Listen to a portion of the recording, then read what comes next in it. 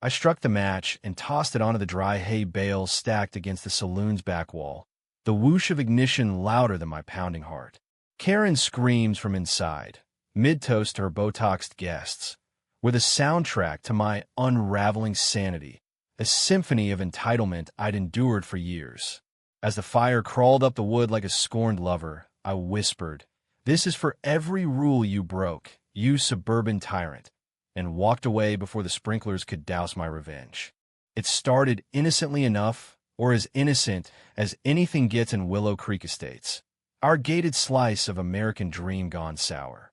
I'm Jake Harlan, the reluctant HOA president, the guy who mows his lawn at 6 a.m. sharp and waves at the mailman like it's a constitutional duty. Karen Whitaker? She was the queen bee, the one with the Tesla in the driveway and a laugh like shattering glass.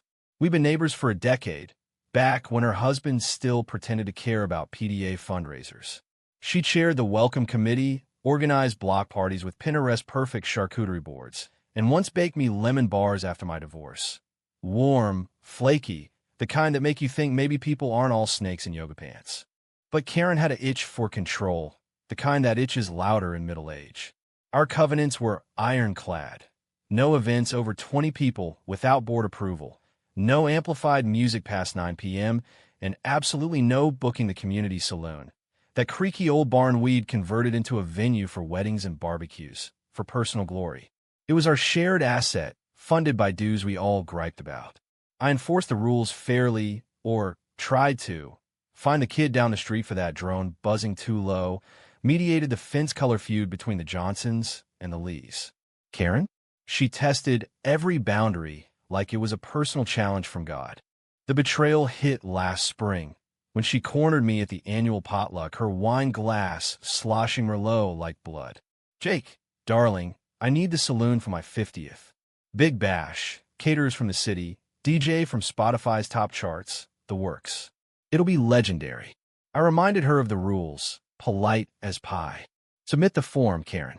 We'll vote." Her eyes narrowed, that fake tan glow turning volcanic. "Oh, come on. It's me. Who's going to complain?" I did, in committee emails that pinged like ignored prayers. The board, me, mild-mannered Tim from accounting, and feisty Mrs. Patel, denied it 3-0. Too many guests, fire code violations, the usual suburban red tape. She didn't take no for an answer. That's the Karen way. Steamroll or sulk. Whispers spread through the cul-de-sacs like wildfire, literally in hindsight. She booked it anyway, forged a fake approval stamp for my template, digital forensics later proved it, and invited 150 souls via Evite. Influencers, her CrossFit cult, even that sleazy realtor who'd overbid on her flip house. The backlash erupted on Nextdoor faster than you can say HOA hell. Mrs. Patel posted first. "This is anarchy. My garden club's dues paid for that floor." Tim chimed in with spreadsheets of violations. I tried diplomacy, texts, calls, a passive-aggressive mailbox note, but Karen went nuclear. She doxed me in the group chat. "Jake's just jealous 'cause his life's drier than his ex's martinis. Let a girl live." The comments exploded, sides taken, friendships fractured, our idyllic bubble popping with every emoji-fueled rant. Neighbors who nodded hello now cross streets. My inbox flooded with "fix this or resign" ultimatums. Frustration boiled into fury. Sleep evaded me like a bad Tinder match. She turned our community against itself, all for one night of validation. By party eve, the saloon twinkled like a disco ball of deceit, string lights draped over the eaves, kegs rolling in undercover of dusk.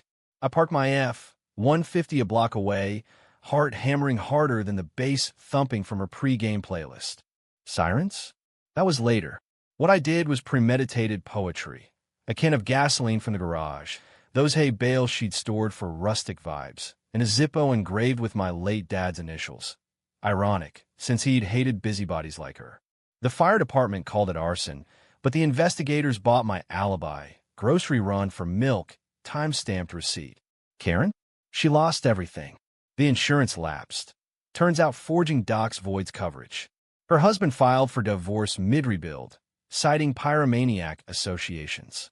The HOA sued her for damages. She countersued, screaming witch hunt on local news.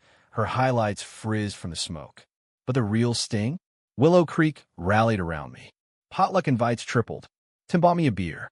Even Mrs. Patel slipped lemon bars in my mailbox. Store-bought, but the thought counted. Now, as the new board election looms, I stare at the rebuilt saloon, its fresh paint gleaming under sodium lamps. Karen's Tesla's gone. Her house lists for a steal, haunted by headlines. Revenge tastes like ash, they say, but damn if it doesn't settle the score. In America, we build dreams on covenants and grudges, burn one down, and watch the real party begin.